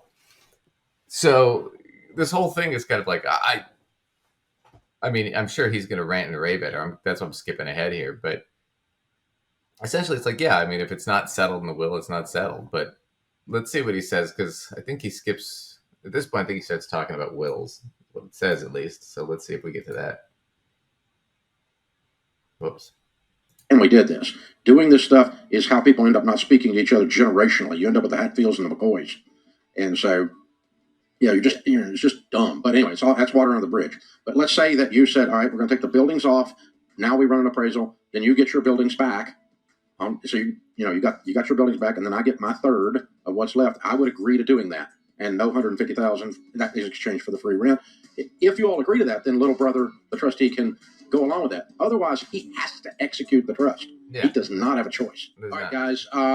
Last call about the estate that's messed up, and the late '60s brothers and sisters that are left fighting because their parents and them did business very poorly. What is the takeaway? Number one takeaway. If you're 18 years old or older, you need a will. Period. Now, let's understand what a will is. If I have a will, if I will it for, if it is my will for Rachel to be on the show, she's on the show, okay, as a guest or as a host, co-host, right? Okay, if I have if it is my will to wear a green jacket today, I will get it out of the closet. That's what you want to have happen. Let's get past this. I feel like you're talking a bunch of crap that's not valuable. Well, he's trying to get to what the will is, which is what I'm trying to get to. You want to have happen, and you are testifying to that fact. That's all that means. Yeah. So this is what I want to have happen when I do a will. And the executor of the will, the word executor is one who executes. They execute what I wanted to have happen. They don't have a choice. Same is true of a trustee on a trust. The executor can't change the will. It's not their job. And even if they don't like it, even if they think it's not fair, they can't just change it. The trustee can't change the terms of the trust. It's not their job. Their job is to execute what that person intended to have happen, what they wanted, what they willed to have happen, and they testified to that fact. Okay? So keeping your will up to date is huge. It should be done in the state, according to the laws of the state in which you reside. So if you change states, get a new will. Any other major thing that happens, divorce, get a new will. Death of someone that's in the will, get a new will. Update your freaking will because it's incomplete, it's wrong. You can't execute it if you live in Idaho and you did a will in Tennessee. Well, that's not true. Okay, so that's all right. Okay, so different states have different laws about what constitutes a will or how it's going to be interpreted, but pretty much every state will recognize every other state's if you had a will in another state. I'm going to guess it might make it simpler if you have things it's better in the state that you reside. That's probably cleaner. I mean, I'm not an expert on this, but I'm going to bite on the idea that it's probably cleaner. Right. But I don't think it makes something invalid if you had one in, like if I had one from Oregon still, but I live in New York now, and then unfortunately something happened to me and that needs to be exercised. I can't imagine. No, the state of New York will still recognize it. It's not still going to recognize it, but it's having one in the state that I resided in is probably the best situation. Well, or depending on property and whatnot, maybe it's the state the property's in. Because you want to look for whatever law is going to be most favorable. So, yeah, so that's kind of neither here nor there. But, okay, so we finally agree with Dave on something, and yet he already is a little bit wrong about how this works. But it's still overall, I'm still overall in agreement with him, even though he's well, there's nothing. This up a little bit, there's nothing to disagree about. The thing is they can either come to an agreement or they have to just go with whatever the trust says. Yeah. Whatever the wording. There's nothing here to disagree on. I mean, that's my point. Okay, it's not federal law, it's state law. Probate law is state law. So it's done according to the laws of the state you reside in when you die. And so if your will is done something or asked... Actually, that's true, but the will can still be valid if it's from another state. In most states, most of the time.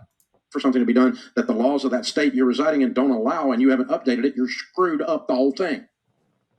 This is called grown-up paperwork. Grown-ups do a will. Jesus well, I might die. Christ. You're going to die.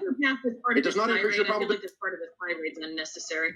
Yeah, let's give him one more minute, then we'll... Probability of death when you do a will. You're going to die. There's 100% death rate in the human race, okay? plus or minus a lot online. It's a great will, but it's state specific. Mama Bear Legal Forms, we've endorsed them for years. You've got a complicated situation, get an attorney, get an estate planning leaders at Ramsey, and we tell everybody again. And it's labeled, if Dave dies this year. That's the name of the meeting, if Dave dies this year. Okay, the Dave Dine meeting, he's going to talk about that. We don't need to hear that again. Yeah. Anyway, that's all. I mean, yeah, he's just going to rant about a will. God, for fucking another 5 minutes. Forget that shit. Yeah. Yeah. Right. So, yeah, essentially, the thing to talk about is this. So, wills is basically just a legal document. Okay. And it says this stuff that's my stuff goes to whomever. Right. You can contest a will in court. Like maybe I wasn't mentally sound when I signed it or whatever. But it usually has me signing it. It's got to be in writing and it's got to be notarized. And that's pretty much the 3 general rules that every state recognizes. A trust, though, because I don't know why he's still going off about wills, because a trust is different. And trusts do have federal recognition because a trust is actually an account, right? And there's what's called revocable or non-revocable, or, you know, like a living trust is a revocable trust, right? So if I put my property into a trust, it's actually all the ownership of the property is put into an account. All right. If it's a living trust, a revocable trust, I can take money out of it or take stuff out of it whenever I want. I just have to pay tax on all that. Right. So the tax thing changes. But let's say I'm leaving a trust, I'm leaving it to Lacey. Well, a trust has 2 things. One, it's an account, right? There's usually a trustee. And if there's cash or investments in there, there's usually a financial planner that's attached to it.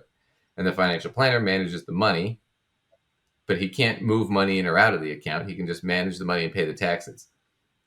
The trustee is the person who then would pay out to Lacey, right? If I left her money in a trust.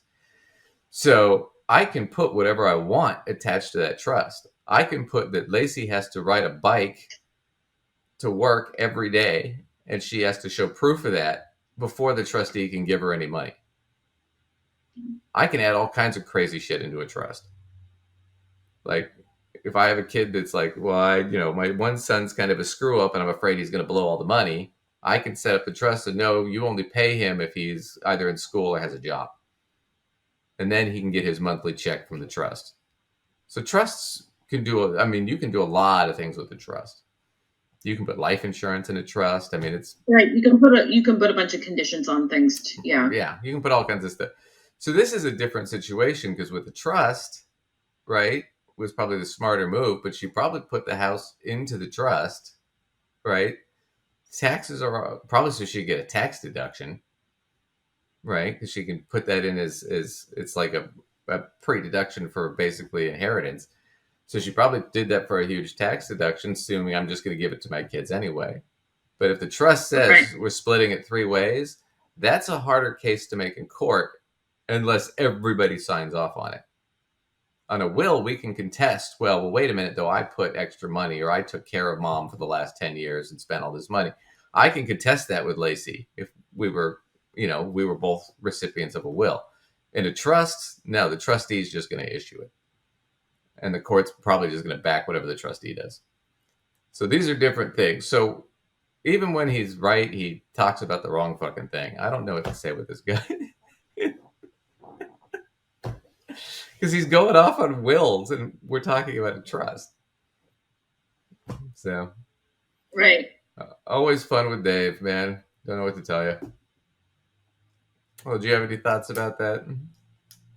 No, nothing further really. I mean, it was good to kind of clarify some of that, and he was going a little off on the will thing in general, but overall, I would say this is sort of one of the rare times when we and he align with each other. Like we don't necessarily disagree with any of that there. And yeah, it was maybe not necessarily the greatest way to do business, or that they didn't change anything. Probably this was already established, and then these siblings pumped a little money into this thing, and then they probably didn't go and change anything, which they should have to make it a little more equitable. Yeah, I would. Yeah, I'd imagine.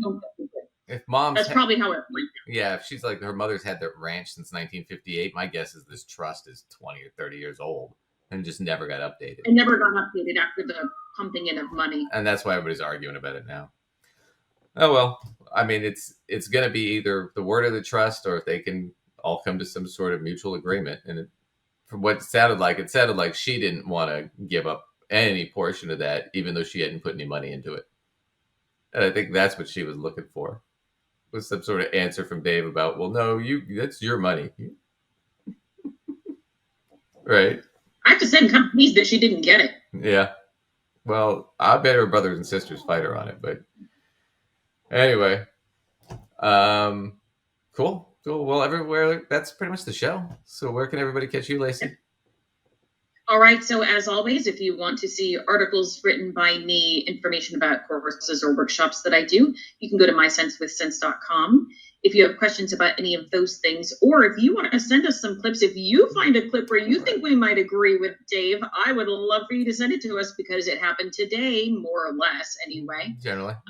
And where can people send that?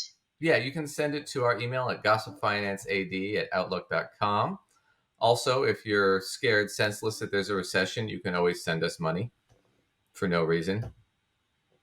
Yes. And we'll save it. We'll save it for you. You can trust us. Wink, wink, nudge, nudge. Don't send us money. Please don't send us money. Anyway, thanks, everybody. Duncan, if somebody sends us money now because you said that, I got to send it right back. Yeah. Don't send me money. Send that. Yep. Anyway, thanks, everybody, for watching. Don't send money. And have a great day. Thanks, Lace.